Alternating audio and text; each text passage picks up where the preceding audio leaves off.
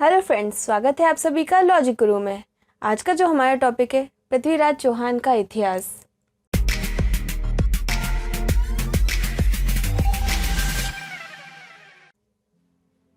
चलिए ज़्यादा समय नहीं लेते हैं, इसे शुरू करते हैं। सबसे पहले हम जानेंगे पृथ्वीराज चौहान का परिचय। भारतीय इतिहास के पन्नों को पलटकर देखें तो इसमें अनेक वीर योद्धाओं की कहानी पढ़ने को मिलती है। इन्हीं वीर योद्धाओं में से एक महान राजपूत वीर योद्धा है पृथ्वीराज चौहान, जिनके पराक्रम की गाथाएं इतिहास में मिलती है। तो आइए जानते हैं महान राजपूत योद्धा पृथ्वीराज चौहान के बारे में।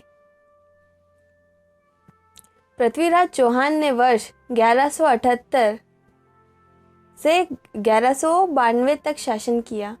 राजपूत सम्राट पृथ्वीराज चौहान का जन्म 1168 में हुआ था। इनके पिता अजमेर के राजा थे, उनका नाम सोमेश्वर चौहान था। इनकी माता का नाम कारपुरी देवी था। उनका जन्म चौहान वंश में हुआ था। पिता के निधन के बाद मात्र 13 वर्ष की उम्र में उन्होंने अजमेर की राजगद्दी संभाली। पृथ्वीराज चौहान के दादा अंगम पूर्व में दिल्ली के शासक हुआ करते थे। ऐसा कहा जाता है कि पृथ्वीराज चौहान बहुत बलवान थे, जिसके कारण उन्होंने बगैर हथियार के शेर का शिकार कर दिया था। पृथ्वीराज चौहान ने राय पिथौरा किले को बनवाया था, जिसके कारण उन्हें राय पिथौरा के नाम से भी जाना जाता है। उन्होंने मात्र 13 वर्ष की उम्र में गुजरात के शासक भीमदेव को शिकस्त दी थी।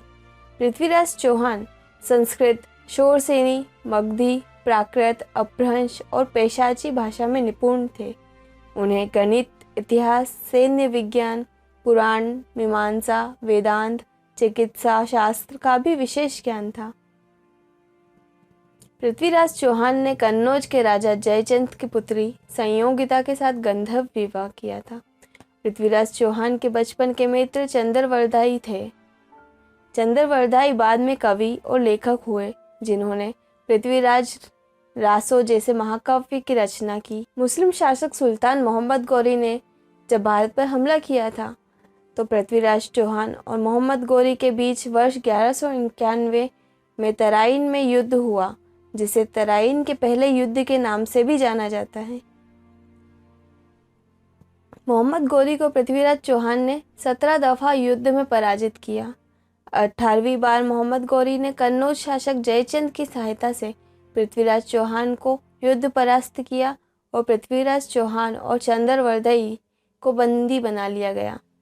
राजपूत सम्राट पृथ्वीराज की सेना में तकरीबन 3 लाख घुड़सवार, 3000 हाथी और पैदल सेना शामिल थे। मोहम्मद गौरी के द्वारा पृथ्वीराज चौहान की आखिरी इच्छा पूछने पर उन्होंने अपनी शब्द भेदी बाण की कला का प्रदर्शन करने के लिए पूछा, जिसे मोहम्मद गौरी ने स्वीकार कर लिया। पृथ्वीराज चौहान ने चंद्रवरदाई के साथ मोहम्मद गौरी की हत्या का प्लान बनाया। चंद्रवरदाई के द्वारा काव्यात्मक रूप में एक पंक्ति कही, जो कि इस प्रकार है: 4 बास 24 गज, अंकुल अष्ट प्रमाण, ता ऊपर सुल्तान है, मत चुको चौहान। जैसे ही उक्त पंक्ति पर मोहम्मद गौरी ने शाबाश कहा, पृथ्वीराज चौहान ने मोहम्मद गौरी की शब्द भेदी बाण से हत्या कर दी।